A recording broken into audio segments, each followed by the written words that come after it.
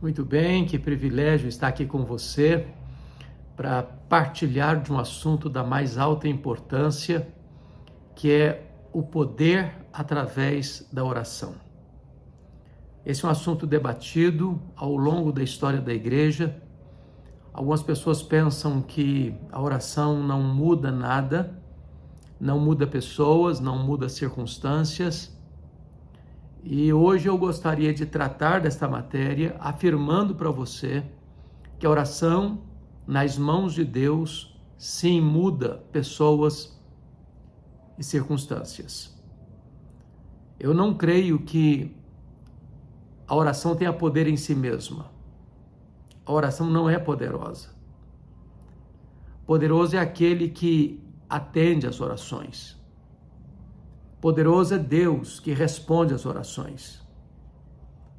A oração é para gente fraca, como você e eu. Não oramos porque somos fortes, oramos porque somos fracos. A oração conecta a fraqueza humana à onipotência divina. A oração conecta o altar da terra com o trono do céu. Ao longo da história, os homens e mulheres de Deus oraram e creram no poder através da oração.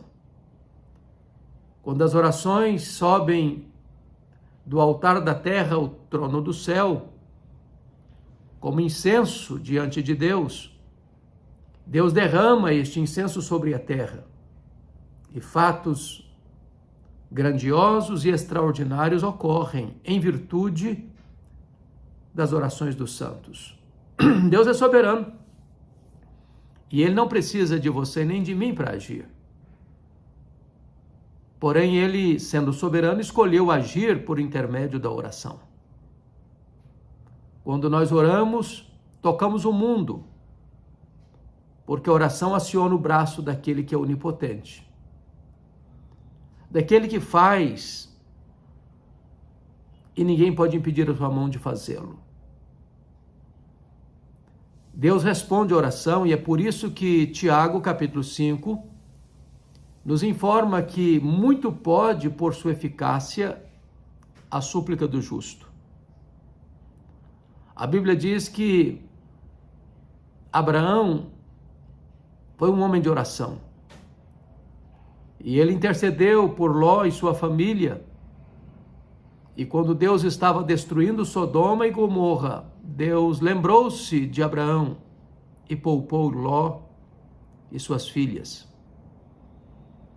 A Bíblia diz que Isaac foi um homem de oração e ele orou 20 anos para Deus curar Rebeca da esterilidade e Deus ouviu sua oração. A Bíblia nos informa que Jacó foi um homem de oração. E no Val de Jaboque, lutando com Deus, o Senhor ali muda a sua história, a sua vida, o seu nome. E ele então, sendo pai das 12 tribos de Israel, vai ser um homem que marcará a história da humanidade. Moisés foi um homem de oração. E Deus poupou a nação de Israel em virtude da intercessão de Moisés. Ele foi o grande libertador, o grande legislador e o grande intercessor. A Bíblia diz que Josué foi um homem de oração. E Deus fez o sol parar numa batalha em resposta à oração de Josué. Um homem guerreiro, valente, destemido, mas um homem que acreditava no poder através da oração. Aqueles que vieram na esteira destes foram homens de oração. Podemos mencionar aqui a história de Samuel, ele que foi filho de uma mulher, Ana, que era uma mulher de oração. Ela era estéril e ela orava e chorava diante de Deus, e Deus ouviu a sua voz e ela concebeu. E foi mãe daquele que nós conhecemos como o maior profeta, sacerdote e juiz desse período, um homem que chegou a dizer para o povo de Israel: longe de mim pecar contra Deus, deixando de orar por vós. Ele foi um homem de oração. Ele colocou a causa de Israel tantas vezes na presença de Deus.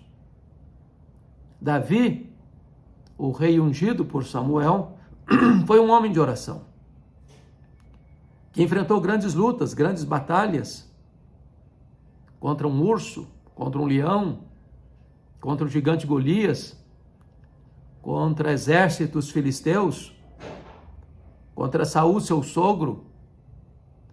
E em todas essas pelejas e em todas essas refregas, Deus lhe deu vitória em resposta à oração. Você vai encontrar homens de Deus que se dedicaram à oração. Por exemplo, você encontra o profeta Elias. Elias orou com instância para não chover e não choveu, trazendo o juízo de Deus sobre a nação apóstata. Elias orou e o azeite da botija da viúva de Sarepta não acabou e nem a farinha na sua panela. Ele orou e o filho único daquela viúva ressuscitou. Ele orou e fogo caiu do céu e a nação gritou: só o Senhor é Deus, só o Senhor é Deus, só o Senhor é Deus. Elias orou e as torrentes abundantes caíram sobre a terra, torrentes restauradoras.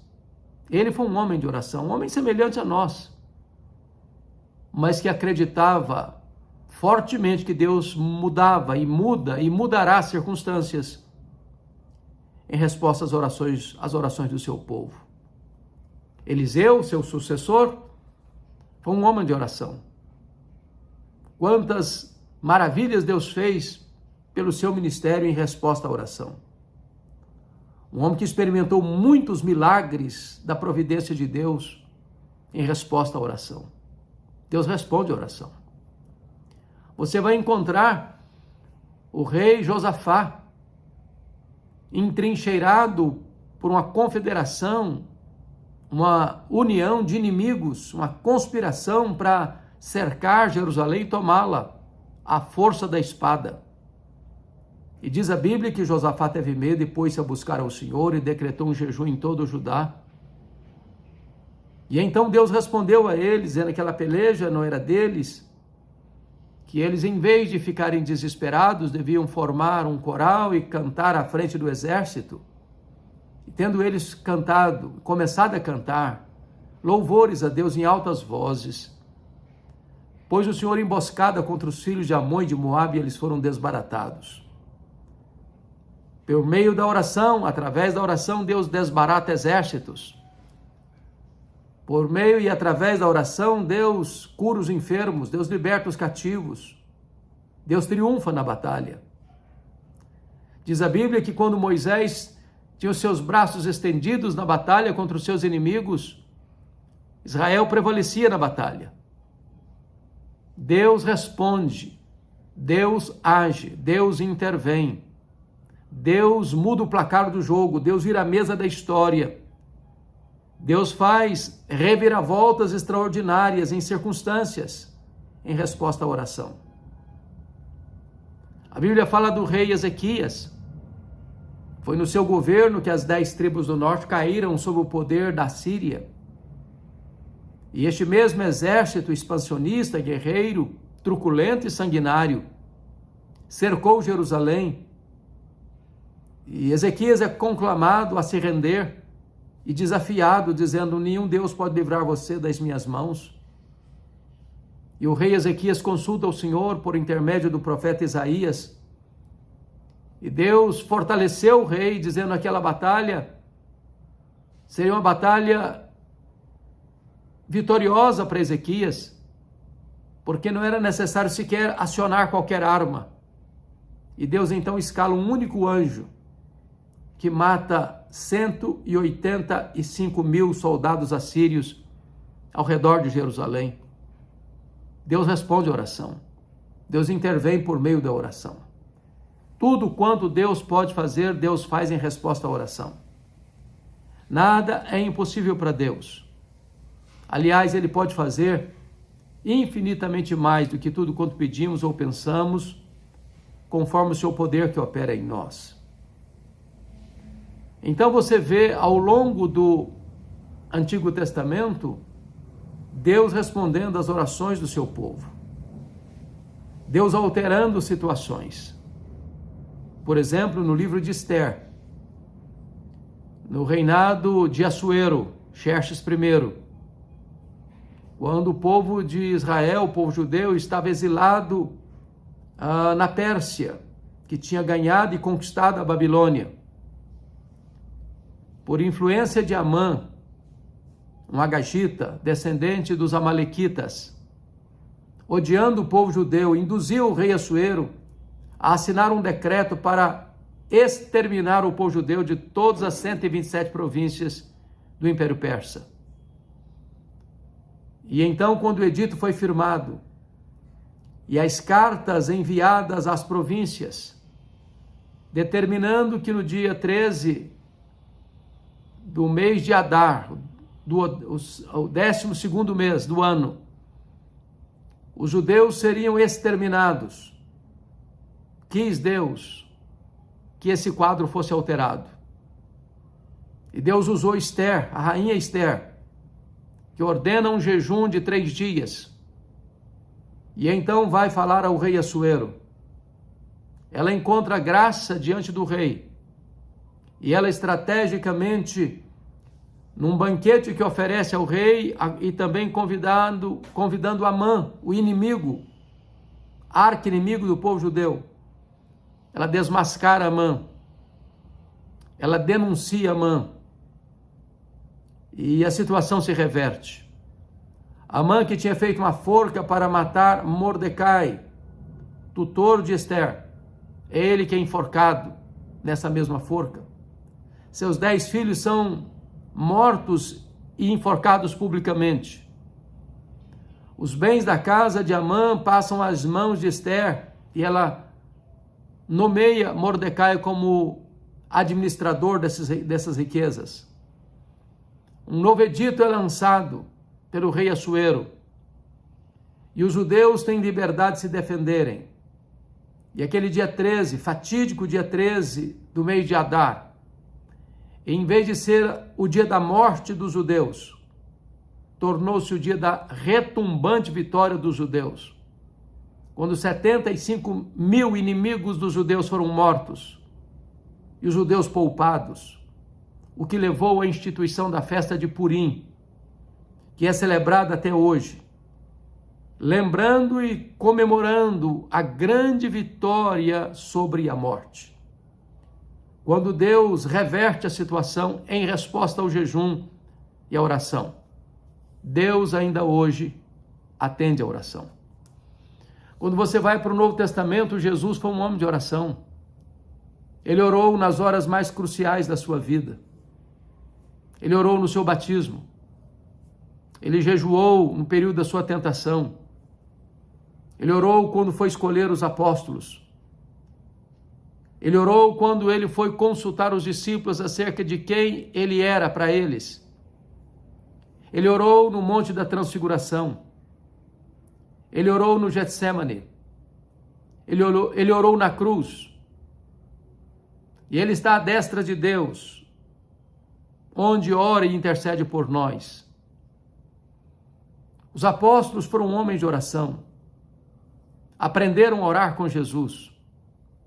E a igreja primitiva aprendeu a orar com os apóstolos. Diz a Bíblia que os 120 discípulos estavam no cenáculo, depois da ascensão de Jesus, aguardando a promessa de Jesus, a promessa do Pai, de que eles não deveriam se ausentar de Jerusalém até que do alto fossem revestidos de poder. E Atos 1,14 diz que todos perseveraram unânimes em oração. Depois de 10 dias de clamor, unânime, o Espírito Santo desceu em cumprimento à promessa do Pai. E diz a Bíblia que todos ficaram cheios do Espírito Santo. Diz a Bíblia que Pedro, cheio do Espírito Santo, pregou um sermão cristocêntrico, a morte, a ressurreição, a ascensão e o senhorio de Cristo, e quase 3.000 pessoas são convertidas. E esta igreja que recebe num único dia quase 3.000 novos membros, perseverava na doutrina dos apóstolos e nas orações. Quando a igreja era ameaçada e perseguida, a igreja orava. A casa tremia. Os crentes eram cheios do Espírito Santo e tinham ousadia para pregar. A igreja caminhou de joelhos e caminhou mais firmemente, mais rapidamente, com resultados mais otimistas. A história da igreja primitiva é a história da oração, da pregação, do prevalecimento pelo poder de Deus por meio da oração. Pedro foi um homem de oração. João foi um homem de oração. Paulo foi um homem de oração. O maior teólogo, o maior evangelista, o maior missionário, o maior plantador de igrejas da história do cristianismo. Ele foi um homem de oração. Ele orava sem cessar, preso ou em liberdade, doente ou com saúde, em paz ou perseguido. Em quaisquer circunstâncias, ele era um homem de oração. Essa obra precisa ser resgatada. A igreja contemporânea precisa voltar a ter intimidade com o altar e a ter vida com Deus em oração. Quando você vai para os pais da igreja, eles foram homens de oração. Quando você olha os pré-reformadores, eles foram homens de oração. Quando você estuda a história dos reformadores, todos eles foram homens de oração. Quando você estuda sobre os puritanos da Inglaterra do século XVII, foram homens de oração. Quando você vai estudar sobre o avanço missionário da igreja, todos os missionários foram homens de oração. Quando você estuda a história dos reavivamentos, os avivalistas sempre foram homens de oração. As igrejas que mais crescem ou cresceram no mundo foram igrejas que deram importância e primazia à vida de oração. Deus é o Deus que honra aqueles que buscam a sua face. Porque o poder do Espírito Santo não se aprende na academia, nem mesmo através de boas e importantes leituras. O poder se recebe através da oração. É quando a igreja ora, é que ela tem poder. Sem a virtude do Espírito Santo, a palavra de Deus não será verdade na nossa boca. Não é tanto a nossa eloquência, não é tanto o nosso conhecimento ou as nossas estratégias. É o poder através da oração. E eu quero aqui conclamar você para engajar-se na vida de oração. Orando a tempo e a fora de tempo, em todo o tempo. Orar sem cessar, diz o apóstolo Paulo. Orar sem esmorecer. Foi isso que Jesus fez. Foi isso que ele nos ensinou. A história do avanço missionário da igreja é a história do avanço da intercessão, daqueles que se colocaram na brecha e clamaram aos céus, para que ele mesmo abrisse a porta da evangelização, para que ele mesmo abrisse o coração para a fé. E a igreja, assim, prevalece e marcha de joelhos vitoriosamente. Deus cura o enfermo em resposta à oração. Deus liberta o cativo em resposta à oração. Deus converte o pecador em resposta à oração. Deus faz milagres extraordinários em resposta à oração. Quando o povo de Deus ora, o braço de Deus é acionado. Quando o homem trabalha, o homem trabalha. Mas quando o homem ora, Deus trabalha. Por meio da oração, Deus apaga a chama do fogo. Deus fecha a boca de leões. Por meio da oração, Deus abre o mar. Deus faz brotar água da rocha.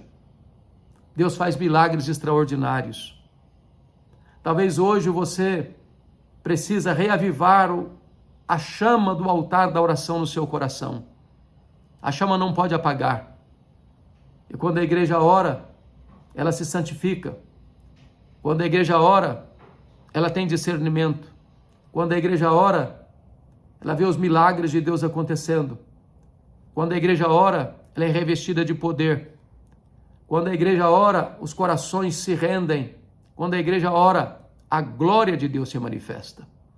Conclamo você a entrar na brecha da oração, a orar e a esperar a resposta da oração, e a ver que Deus ainda hoje responde a oração, mudando pessoas, mudando circunstâncias, mudando acontecimentos, em resposta à oração da sua igreja. Como é que está o fogo no altar do seu coração? Como é que você se classifica? Você é um homem, uma mulher de oração? Você tem colocado a sua vida, a sua causa diante de Deus? É tempo de nós orarmos.